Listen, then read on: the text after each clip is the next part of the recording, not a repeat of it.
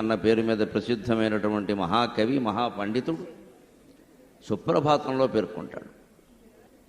శ్రీశేషశైల గరుడాచల వెంకటాద్రి నారాయణాద్రి వృషభాద్రి వృషాద్రి ముఖ్యాం. శేషశైలం, గరుడాచలం, నారాయణాచలం, అంజనాచలం, వృషాచలం, వృషభాచలం, వెంకటాచలం అనే 7 కొండల మీద స్వామి వెలిసి ఉన్నాడు. ఈ ఒక్క తిరుపతి కాదు, సింహాచలం, అన్నవరం, శ్రీశైలం, మీరు ఏది చూడండి మన హిందూ దేవాలయాలు ముఖ్యంగా దేవుడి యొక్క అవతరణ కొండ మీద జరుగుతుంది. కొండ మీద వెలుస్తాడు దేవుడు. ఓ బజార్లో వెలిస్తే దేవుడికి కూడా వ్యాపారస్తులకు ఉన్నట్టే డిమాండ్ ఉంటుంది. బాగా వచ్చిపోయేవాళ్ళైనా దండం పెట్టి పెడుతూ ఉంటారు. ఎవ్వరికీ అందకుండా కొండ మీద ఎందుకు వెలవడం? అక్కడెవరో భక్తుడో ఋషో ఎవరో తపస్సు చేయగానే వారిని అనుగ్రహించడం కోసం అక్కడికి వెలవడం, అక్కడేదో ఎవరో ఓ పోకల దమ్మక్కో ఓ రామదాసో ఏదో ఓ చిన్న పాకో ఓ చిన్న గుడిసో వేయడం, తర్వాత ఎప్పుడో కొన్ని ఏళ్లకి దానికి ఒక వైభవం బట్టి ఒక మహాదేవాలయం మహాపుణ్యక్షేత్రం కావడం.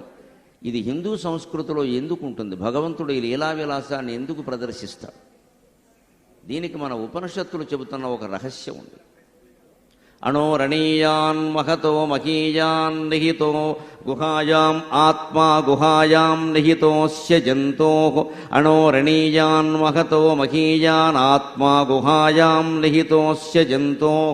తమక్రతుః పశ్యతి వీతశోకః ధాతుః ప్రసాదాన్ మహిమానమాత్మనః. గుండె గుహలో ఉన్న భగవంతుణ్ణి మనం పట్టుకోవాలి కాబట్టి ఆ తత్వం తెలిసే విధంగా గుండె గుహ బదులు కొండ గుహలో భగవంతుడు వెలుస్తాడు. కొండ ఎక్కుతుంటే, తిరుపతి కొండ ఎక్కుతుంటేనే గమనించండి, చాలామంది మనలో నడిచి వెళ్ళిన వాళ్ళు కూడా ఉన్నారు. నడిచి వెళ్ళిన వాళ్ళకి అక్కడ ప్రత్యేకమైన దర్శనం, ప్రత్యేకమైన సౌకర్యాలు ఏర్పాటు చేస్తారు కూడా. ఆ నడిచి వెళ్ళే వాళ్ళకి బాగా అనుభవంలో ఉంటుంది. ఇది మామూలుగా కారులో వేగంగా వెళ్ళిపోయే వాళ్ళకి ఆ అనుభవాలు ఉండవు సాధారణంగా. ఆ వేగం వేరు, ఆ వ్యవహారం వేరు. కొంతమందికి అక్కడే ఏదో బుర్ర తిరిగిపోతూ ఉంటుంది, తల తిరిగిపోతూ ఉంటుంది. ఆ అనుభవాలు ఆ వ్యవహారాలు వేరే. తిరుపతి కొండ మీదకి ఒక ఆయన కారు డ్రైవర్ శుభ్రంగా వేగంగా ఒక 5-6 కూర్చోబెట్టి తీసుకెడుతుంటే బాగా వేగంగా పెడుతున్నాడు. మడుపులు వచ్చినప్పుడల్లా బ్రహ్మాండంగా తిప్పేస్తున్నాడు. కూర్చున్న వాళ్ళకి కంగారుగా ఉంది, డ్రైవర్కి ఏం కంగారు పడట్లా. ఎందుకంటే ఆయన అలవాటు పడ్డాడు బాగా. అందుకని మధ్యలో మాత్రం ఆ కూర్చున్న ప్రయాణికుడికి ఒక్కడికి అనుమానం వచ్చి, ఏమిటయా మలుపు రాగానే మేమెంత కంగారు పడిపోతున్నాం, భయపడుతున్నాం, నీకు ఎంత అనుభవం ఉంటే మాత్రం ఇలా ఎలా తిప్పేస్తున్నాం అన్నట్టు. ఎందుకంత కంగారు? మలుపు వచ్చినప్పుడల్లా నేనేం చేస్తానో అదే మీరు చేయండి, బాగుంటుంది అన్నట్టు. ఏమిటంటే మలుపు వచ్చినప్పుడల్లా కళ్ళు మూసుకోండి అన్నట్టు. ఇంతవరకు ఈయన చేసిన పని ఇదే. వీళ్ళందరూ ఎందుకు బతికారంటే వెంకటేశ్వరం దైవల్లో బతికారు. మలుపు వచ్చినప్పుడల్లా కళ్ళు మూసుకోండి గట్టిగా, నేను అదే చేస్తున్నా, స్టీరింగ్ పట్టుకుని మలుపు రాగానే కళ్ళు మూసుకుంటున్నా, అంతే వెళ్ళిపోయింది అన్నాడు. ఎంతవరకు బతికారంటే స్వామివారి దయ. కార్ల మీద వెళితే అనుమతించట్లేదు, కానీ విమానాల మీద వెళితే ఈ అనుభూతి కలగదు.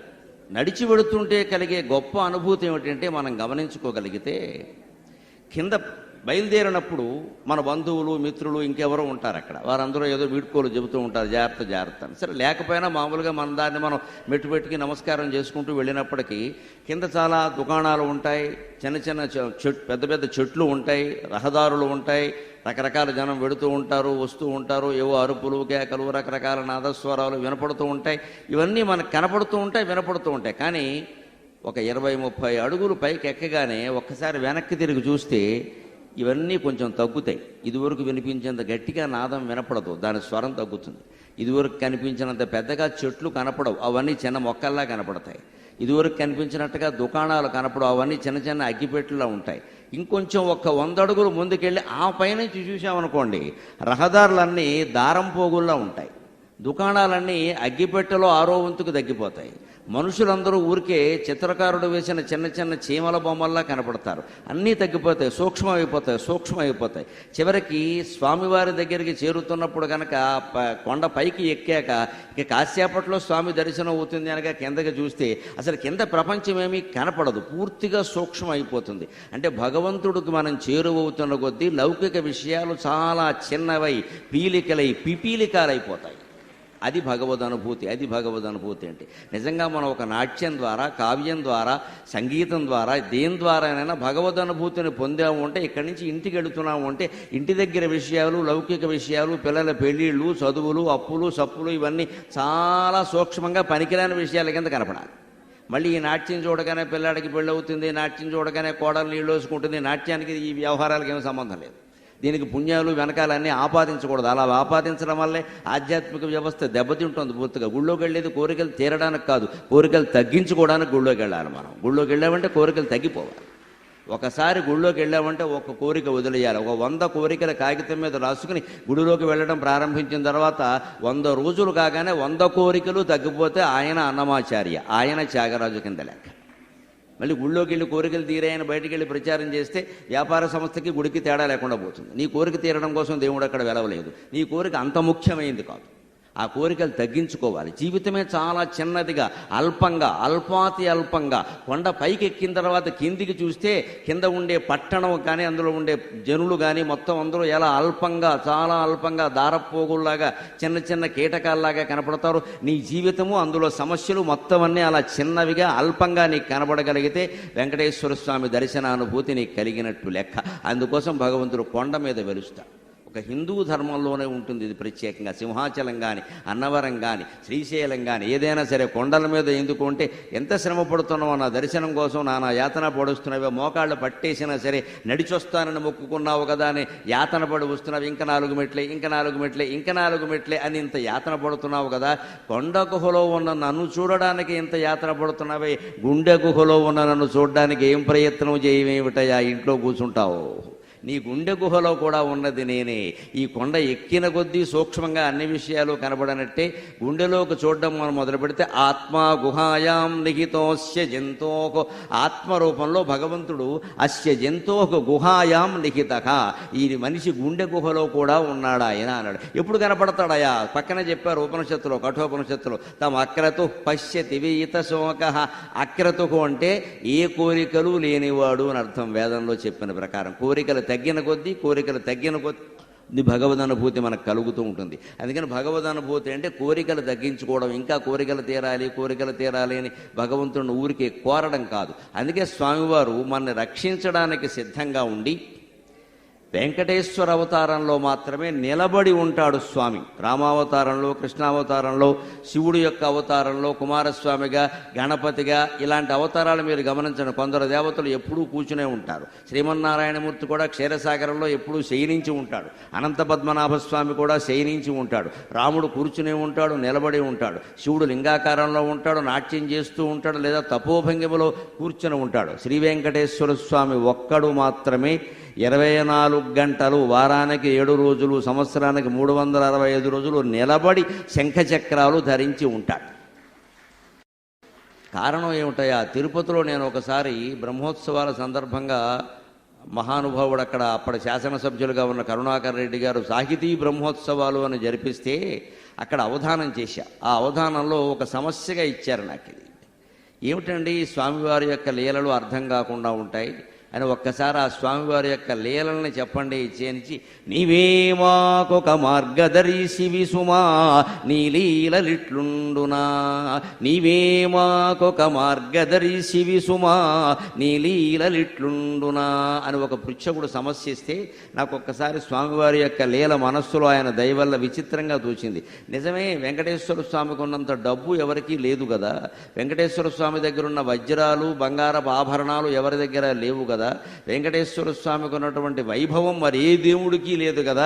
మానవులకి లేదని వేరే ఏం చెప్పక్కర్లేదు. ఇంకా ఇంత వైభవం ఉన్నవాడు ఎప్పుడు నుంచోవడం ఏమిటి? ఆయన కూర్చుంటాను అంటే రత్నాల పీఠాలు చేయించరా టీటీడీ వారు? ఆయన కూర్చోవాలి. కానీ ఆయన కూర్చుంటాను అంటే రత్నాల సింహాసనానికి ఏమైనా కొదవగలుగుతుందా? స్వామి నిలబడున్నాడేమిటి అని అనిపించి నాకు ఒక భావన కలిగింది. వెంటనే స్వామి నీ తత్వమిదా, నీ లీలలు ఇట్లుంటున్నాను. లేవో కూర్చొన రత్నపీఠ శతముల్ శ్రీవే వెంకటేశ ప్రభు లేవో కూర్చున రత్నపీఠ శతముల్ శ్రీ వెంకటేశ ప్రభు ఏ వేళన్ గజముల్ కుచేలురు ధ్రువుల్ కృష్ణల్ నినున్ విల్తురో ఏ వేళన్ గజముల్ కుచేలురు ధ్రువుల్ కృష్ణల్ నినున్ విల్తురో రావాయంచని భక్తరక్షణకు చక్రంబూని నిల్చుంటివో. అందరూ దేవతలు కూర్చుంటున్నారు, పడుకుంటున్నారు, నాట్యాలు చేస్తున్నారు, రకరకాల భంగిమల్లో మాకు దర్శనమిస్తుంటే నువ్వేమిటయా ఎప్పుడూ నిలబడే ఉంటావు, ఏదో శిక్ష అనుభవిస్తున్నట్టుగా కూర్చోవేమిటి, పడుకోవేమిటి, రవ్వంత విశ్రాంతి తీసుకోవేమిటి స్వామి అంటే, స్వామివారు నా మదిలో స్ఫురింపజేసిన సమాధానం ఏమిటి అంటే, ఎలా విశ్రాంతి తీసుకోమంటావయ్యా, అప్పుడప్పుడు ప్రవచనాలు చెప్పి అవధానాలు చేసి నీకే విశ్రాంతి లేదు కదా, 24 గంటలు భక్తుల్ని రక్షించడమే పెద్ద అవధానంగా పెట్టుకున్న నాకెలా విశ్రాంతి ఉంటుందయ్యా అన్నాడు. భక్త రక్షణ కార్యక్రమం పెట్టుకున్న వాడికి విశ్రాంతి ఉంటుందా? అందుకని ఆయన ఏం చేస్తారంటే, రత్నపీఠాలు వందలుగా ఉన్నప్పటికీ ఏ వేళన్ గజముల్ కుచేలురు ధ్రువుల్ కృష్ణల్ నిన్ను పిలుతురో రావాయంచని, ఏ సరస్సులో దిగబడిపోయి ఏ సంసారం అనే సాగరంలో కూరుకుపోయి నన్ను కాపాడు లక్ష్మీ నృసింహ మమదేహి కరావలంబం అని ఏ గజేంద్రుడు ఎక్కడ బాధపడుతూ ఉంటాడు కదో, సంసార వృక్షమఘబీజమనంత కర్మ శాఖాయుతం కరణపత్రం అనంగ పుష్పం ఆరుహ్య దుఃఖ ఫలినం పతతో దయాళో లక్ష్మీ నృసింహ హే లక్ష్మీ నృసింహ మమదేహి కరావలంబం అని జీవితంలో దుఃఖపడి మునిగిపోయి ఈ సాగరంలోంచి బయటికి రాలేక ఏ గజేంద్రుడు నన్ను ప్రార్థిస్తూ ఉంటాడో, ఏ కుచేలుడు పరమదారిద్ర్యంలో ఉండి స్వామి నన్ను బయటపడై అని ప్రార్థిస్తూ ఉంటాడో, ఏ ధ్రువుడు నేను చిన్నపిల్లాడిని స్వామి నాకు తెలియకుండా సవతి తల్లి నన్ను బాధ పెట్టింది, నాకెవరికి చెప్పుకోవాలో తెలియడం లేదు అని ఈ 6 ఏళ్ల పిల్లాడు నా కోసం అలమటించిపోతూ ఉంటాడో, ఏ దుశ్శాసన పర్వాలు కలియుగంలో కొనసాగుతూ ఉంటే ఏ ద్రౌపదీదేవి వంటి మహాసాధ్వులు స్వామి నువ్వు రక్షించు, ఏ నాయకుడు లేడిక్కడ నాయకోత్తముడమైనటువంటి నీవు తప్ప అని ఏ ద్రౌపదీదేవి ప్రార్థిస్తూ ఉంటుందో, ఏ అర్ధరాత్రి అపరాత్రి నేను వెళ్ళి వాళ్ళందరినీ కాపాడాలో అని శంఖచక్రాలు పట్టుకుని సిద్ధంగా నిలబడి ఉంటానయ్యా. పడుకుంటే లేచి బయలుదేరడం కష్టం కదా, ఎవరికైనా దేవుడికైనా ఎవరో మేలుకొలుపు పాడాలి, సుప్రభాతం పాడాలి, లేవాలి, బయలుదేరాలి, అంతకంటే నిలబడి సిద్ధంగా ఆయుధాలతో సహా ఉంటే వెళ్ళి కాపాడొచ్చును కదా అని నిలబడి ఉంటానయా అనే సమాధానాన్ని స్వామి నా మనస్సులో స్ఫురింపజేశారు శ్రీ వెంకటేశ్వర లీలగా. లేవో కూర్చున్న రత్నపీఠ శతముల్ శ్రీ వెంకటేశ ప్రభు ఏ వేళన్ గజముల్ కుచేలురు ధ్రువుల్ కృష్ణల్ నిన్ను పిలుతురో రవాయంచని భక్త రక్షణకు చక్రంబూని నిల్చుంటివో నీవే మాకొక మార్గదర్శి విసుమా నీ లీలలిట్లుండునా. ఇంకొక లీల స్వామివారి యొక్క తత్వంలో మనం గమనించాలి. ఎప్పుడూ దర్శనం గొప్పది అని ఏదో చేసుకుని వెళ్ళిపోవడం కాదు. నిజంగానే గుడిలో దర్శనమే గొప్పది. దర్శనం అంటే ఏమిటి? ఆ తత్వాన్ని అవగాహన చేసుకోవడం. దర్శనం అంటే అర్థం అది. కేవలం చూడడం, చూసింది చాలే అనుకోవడం, నేను వారానికోసారి పెడతా, నేను రోజు పెడతా, నేను నెలకి 20 సార్లు పెడతా, స్వామివారికి కూడా విసుగొస్తుంది వెళ్ళడం వల్ల. అస్తమానం నిన్ను చూసి నాకు చికాగ్గా ఉందంటాడు ఆయన. ఆయన చూడడం మనకి చికాగ్గా ఏదేమో కానీ మన మొహాలు చూడడం ఆయనకి చికాగ్గానే ఉండదు. చేసే తప్పులు మానవు, చేసే పాపాలు మానవు, నా దాచే బ్లాక్ మనీ మానవు, నెంబర్ 2 అకౌంట్లు మానవు, మహాపాపాలు ఏవి మానవు, వారానికి ఒకసారి నా దగ్గరకు వస్తూ ఉంటావు, నాకు ఏం పట్టింది అంటాడు ఆయన. ఊళ్ళు ఈ ప్రవర్తనని మార్చుకోకుండా, ధర్మ ప్రవర్తన లేకుండా ఊరికే దైవ దర్శనం చేశామంటే ఉపయోగం ఏంటండి? ఆయనకు కూడా బాధ. పైగా స్వామివారి లీలలు చాలా స్పష్టంగా తెలుసు. ఎన్ని కిరీటాలు చేయించినా, ఆభరణాలు చేయించినా చక్కగా పెట్టుకుంటాడు. పంపవలసిన వాళ్ళని ఎక్కడికి పంపాలో అక్కడికే పంపుతాడు. అందులో తేడా ఏం లేదు. ఇంకా అందులో వెంకటేశ్వర స్వామితో అసలే పెట్టుకోకూడదు. కలవు వెంకటనాయక అంటారు. అందుకని ఖచ్చితంగా నిశ్చలంగా ఉన్నవాళ్ళు ఆయన దగ్గర ఉంటారు. చెంచల బుద్ధి ఉన్నవాళ్ళు చెంచలగూడలోనే ఉంటారు. ఖచ్చితంగా అనుమానం ఏం లేదు. అందుకని మనం ఏదో పాపాలు చేసేసి ఆభరణాలు చేయించి హుండీలో డబ్బులేసి అవన్నీ పోతాయనుకోవడం భ్రమ. ఇదే అదే ఏ సంచి కా సంచి. మా ఊళ్ళో పోచిన పెద్ద గంగాధరం గారని ఒక ఆయన ఉండేవాడు. పొద్దున్న పిలిచి అల్పాహారం పెడితే శుభ్రంగా 20 ఇడ్డలు తినేవాడు. ఇంకా దోశలు ఉన్నాయని అడిగేవాడు, తినేవాడు. మళ్ళీ తర్వాత 11ంటికి భోజనం పెడితే దానికి రెట్టింపు భోజనం చేసేవాడు.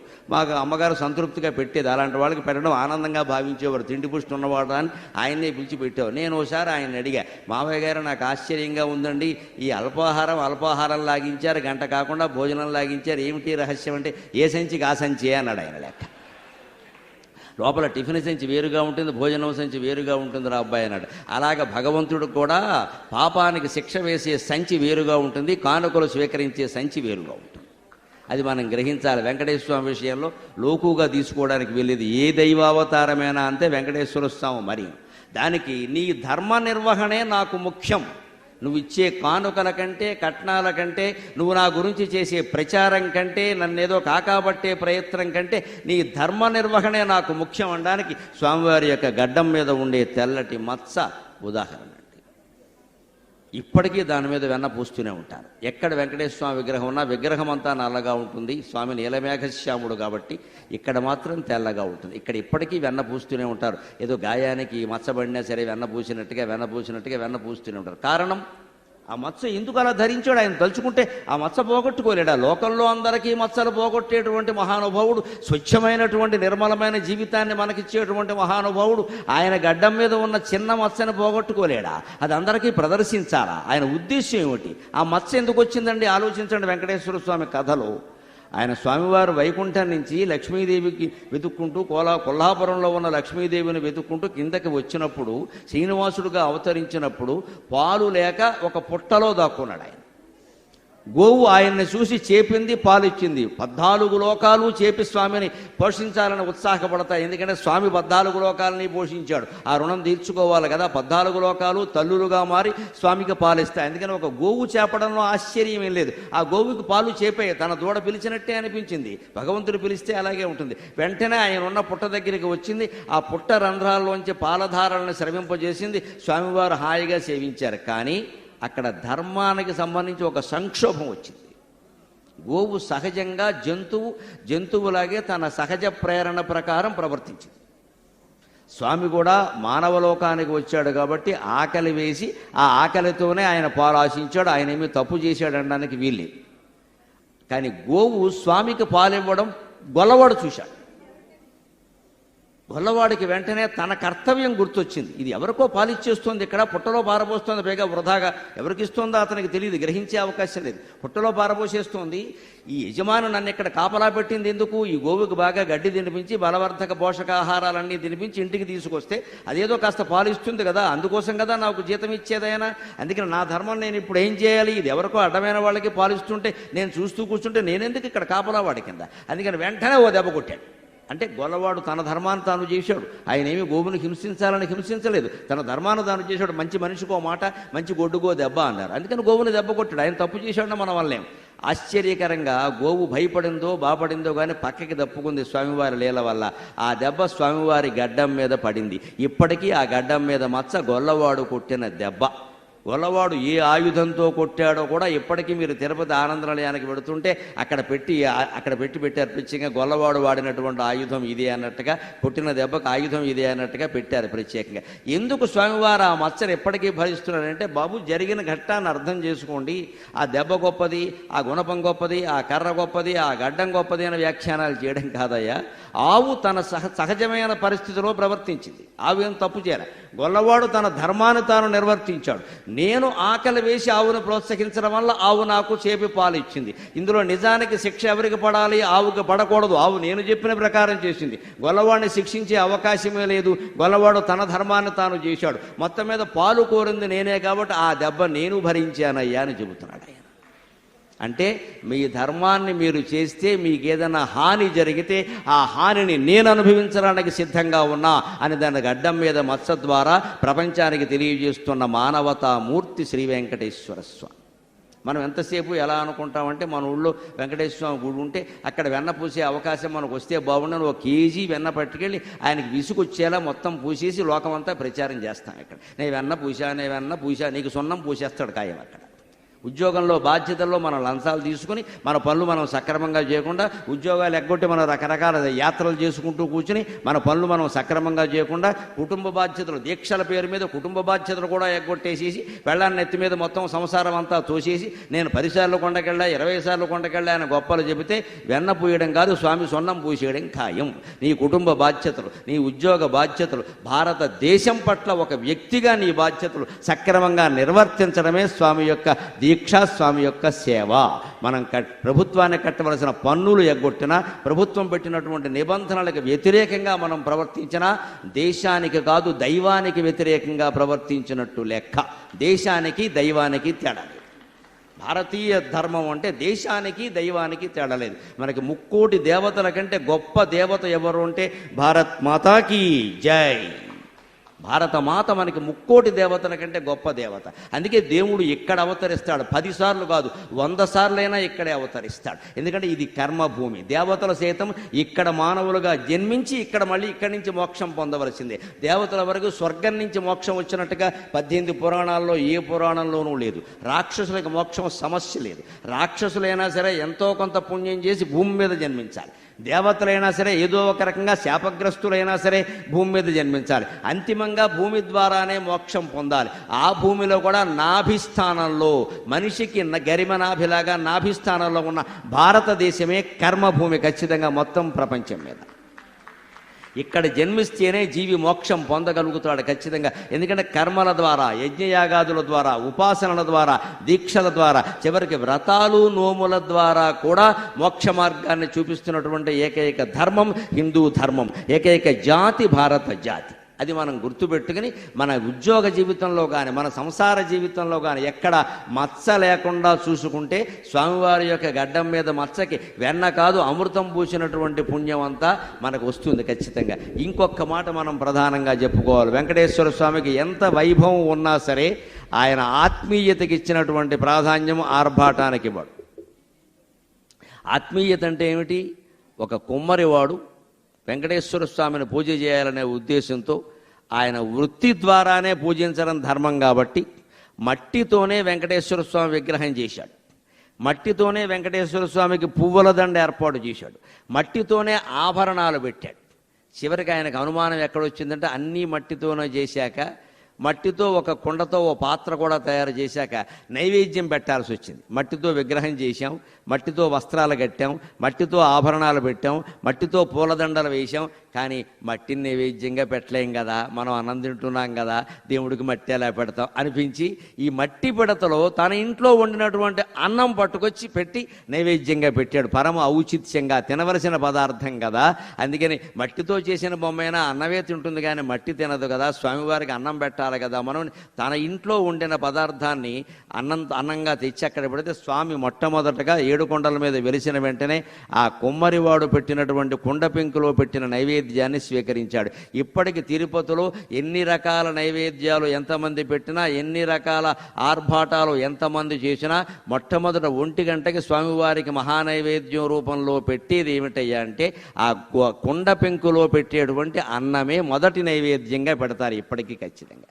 అంచేత మన ఇళ్లల్లో మనం వండుకునేటువంటి పదార్థాన్ని, శాకాహారాన్ని పరమేశ్వరుడికి పరమభక్తితో సమర్పించగలిగితే మన జీవితాలన్నీ చాలా బాగుంటాయి. ఆ విషయాన్ని ముందుగా మనం గ్రహించాలి. ఇంకొక మాట చెప్పి 5 నిమిషాల్లో నేను సెలవు తీసుకుంటాను. వెంకటేశ్వర సుప్రభాతంలో మనందరికీ అమిత ధైర్యాన్ని కలిగించేటువంటి శ్లోకం ఒకటి ఉంది. ఇవాళ మనం అందరం భక్తి పెరిగింది కానీ మనందరి హృదయాల్లో, మనస్సుల్లో భక్తి పెరిగిన మాట నిజమే, కానీ భక్తితో పాటుగా భయం కూడా బాగా పెరిగింది. చాలా మందిలో కనపడుతున్న భక్తికి మూల కారణం భయమే. ఈ పని చేయొచ్చా చేయకూడదా, ఈ దానం ఇయ్యచ్చా ఇవ్వకూడదా, ఈ మాట ఈ పూజలో ఈ వస్తువు వాడచ్చా వాడకూడదా, నా జాతకం ఎలా ఉంది, గురుడు ఎక్కడున్నాడు, శుక్రుడు ఎక్కడున్నాడు, రాహుకేతు దోషం అంటున్నారు, కాలసర్ప దోషం అంటున్నారు, ఏం చేయాలి, అక్కడికి వెళ్ళాలా ఎక్కడికి వెళ్ళాలా, ఏ పూజ చేయాలి, వీటన్నిటికీ సమాధానం ఇందాక చెప్పినట్టుగా ప్రతివాది భయంకరం అన్నంగరాచార్యులు రచించిన వెంకటేశ్వర సుప్రభాతంలో ఉంది. సూర్యందు భౌమ బుధవాక్పతి కావ్య సౌరి స్వర్భానుకేతు దివిషత్ పరిషత్ ప్రధాన త్వద్దాసదాస చరమావధిదాసదాసాక శ్రీ వెంకటాచలపతే తవ సుప్రభాతం. నవగ్రహాల పేర్లు ఇందులో వచ్చాయి గమనించండి. సూర్యుడు, ఇందు చంద్రుడు, భౌమ అంటే భూమి కుమారుడు కుజుడు. భూమికి నుంచే అంగారక గ్రహం విడిపోయింది అని ఆధునిక విజ్ఞాన శాస్త్రం, ఖగోళ శాస్త్రం నిరూపిస్తున్న విషయం. అది వెంకటేశ్వర సుప్రభాతంలో ఉంది, వేదంలో కూడా ఉంది. అంటే మన వేద కాలంలోనే మన విజ్ఞానం ఎంత పరిఢవిల్లిందో మనం తెలుసుకోవాలి ఖచ్చితంగా. ఇవాళ ఉన్న గొట్టాలు, గొడుగులు, ప్రయోగశాలలు ఏవీ లేని రోజుల్లో భూమి నుంచి విడిపడి అంగారక గ్రహం ఏర్పడింది అనేది తెలియకపోతే భౌమ అని ఎందుకు అంటారండి? అంగారక గ్రహాన్ని సంస్కృతంలో కుజగ్రహం అంటారు. కుజగ్రహం అంటే కు జా, కు అంటే భూమి, జా అంటే జాయతే, భూమి నుంచి పుట్టింది, భూమి నుంచి విడిపడి అంగారక గ్రహం ఏర్పడింది. అందుకే ఇప్పటికీ అంగారక గ్రహంలో నీరు ఉంది, ఎండిపోయింది కానీ ఇంకిపోయింది కానీ నీరు ఉంది అని శాస్త్రజ్ఞులు నిరూపణ చేస్తున్నారు ఖచ్చితంగా. ఈ విషయాలు మన వేదకాలం నాటికే మన ఋషులు తపశ్శక్తితో గ్రహించగలిగారు. ఆ విషయాన్ని మనం ఒప్పుకోవాలి. ఎప్పుడు శక్తి మూడు విధాలుగా ఉంటుంది: మంత్రశక్తి, తంత్రశక్తి, యంత్రశక్తి. ఇప్పుడు మన కలియుగంలో పరిచయం అవుతున్నది యంత్రశక్తి మాత్రమే. దీనికి తంత్రశక్తి అంటే యజ్ఞయాగాదుల ద్వారా యజ్ఞంలో వాడవలసిన సమిధులు వాడి చదవవలసిన మంత్రాలు చదివి, చదవవలసిన వాడు సక్రమంగా చిత్తశుద్ధిగా సస్వరంతో సుస్వరంగా చదివితే ఖచ్చితంగా యజ్ఞం ఫలాన్ని ఇస్తుంది. దాన్ని తంత్రశక్తి అంటారు. ఇక అది కూడా అక్కర్లేకుండా మన ఇంట్లో కూర్చునే మనం ఏదన్నా నమ శివాయ, నమో నారాయణాయ, శ్రీమాత్రే నమః అనేటువంటి మంత్రాన్ని చిత్తశుద్ధిగా జపించగలిగితే మంత్రశక్తే మొత్తం యంత్రం కంటే తంత్రం కంటే ఎక్కువగా పనిచేస్తుంది. ఎనర్జీ ఎప్పుడు మూడు విధాలుగా ఉంటుంది. అదే మంత్రశక్తి, తంత్రశక్తి, యంత్రశక్తి అనే మూడు రకాలుగాను ఉంటుంది ఖచ్చితంగా. అటువంటి మంత్రశక్తి, మంత్ర జపం అనేది ఫలిస్తుంది. అది ఆ మంత్రశక్తితోనే వాళ్ళకి నవగ్రహాల స్వరూపాన్ని కూడా కనిపెట్టారు మన వాళ్ళు. సామాన్యులమైన విషయం కాదు ఇది. అందుకని భౌమ అన్నారు. ఇక్కడ భూమికి సంబంధించిన వాడు కాబట్టి అంగారక గ్రహానికి భౌమ అని వాడారు. సూర్య, ఇందు, భౌమ అంగారక గ్రహం. బుధ గ్రహం. వాక్పతి, వాక్కుకి అధిపతి బృహస్పతి గురుగ్రహం. కావ్య అంటే శుక్రాచార్యుడు. శౌరి అంటే ఇక్కడ మనం శౌరి అని రాయకూడదు, శవర్ణం కాదు ఇది. శౌరి, సౌభాగ్యంలో సౌ రాయాలి. అంటే సూర్యుని యొక్క కుమారుడు శౌరి. సూర్యుని కుమారుడు అంటే శనీశ్వరుడు. యమధర్మరాజు శనీశ్వరుడు ఇద్దరు కూడా సూర్యుని పుత్రుడు. అందుకని సూర్యపుత్రం యమాగ్రజం అంటారు శనీశ్వరుని యొక్క స్తోత్రంలో. అందుకని ఆ శనీశ్వరుడు కావ్య శౌరి. స్వర్భాను అంటే రాఘువు. భానువుని మింగేసేవాడే రాఘువు, స్వర్భానువు. కేతువు అంటే కేతువు. గమనించండి, శౌర్యేందు భౌమ బుధ వాక్పతి కావ్య శౌరి స్వర్భాను కేతు దివిషత్ పరిషత్ ప్రధానాగా. 9 గ్రహాలు వచ్చేసే, ఇంకా గ్రహాలు ఏమి లేవు. ఇంకా 10వ గ్రహం ఎవడన్నా ఉంటే ఏడుపు కొట్టు మొహం వాడు ఒక్కడే ఉన్నాడు. ఇక్కడ నాకు అది పట్టింది ఇది పట్టింది అని ఏడుస్తూ ఉంటాడు. వీడే 10వ గ్రహం. వీడే పెద్ద శని గ్రహం. అసలు ఇంతకంటే నాకు గ్రహాలు ఎక్కడా లేవు. కానీ ఈ నవగ్రహాలన్నీ ఎక్కడ ఉంటాయి అంటే త్వద్దాసదాసచరమావధి దాసదాసాగా శ్రీ వెంకటేశ్వర స్వామి ఎవరి హృదయంలో జపం రూపంలో స్మరింపబడుతూ ఉంటాడో వాడి ఇంటి ముందు దాసునికి దాసునికి దాసునికి దాసులై నువ్వేం చెప్తావో చెప్పవయ్యా, మేము నీ ఆజ్ఞను అనుసరిస్తాం, నువ్వు స్వామివారి భక్తుడువు కాబట్టి అంటారట. అంటే మనం ఒక్క వెంకటేశ్వర స్వామిని మనస్సులో నిరంతరం స్మరించగలిగితే ఓం నమో వెంకటేశాయ, ఓం నమ శివాయ, ఓం నమో నారాయణాయ, ఓం నమో భగవతే వాసుదేవాయ, శ్రీమాత్రే నమః, ఇలా మన ఇష్టదేవాన్ని ఏదో ఒక మంత్రం రూపంలో మనస్సులో నిరంతరం జపించగలిగితే అష్టగ్రహ కూటమని, కుజదోషమని, రాహుకేతు దోషాలని, రాహుకి కాలసర్పాల పూజలని రకరకాలుగా మనస్సుని గందరగోళం చేసుకుని బాధపడవలసిన అవసరం లేదు. ఈ నవగ్రహాలు కూడా స్వామివారికి దాసులై దాసులై దాసులై ఉంటాయి కాబట్టి అటువంటి వెంకటాచలపతి అన్ని రకాల భయాల నుంచి మీకు విముక్తి కలిగించాలి అని ప్రార్థిస్తూ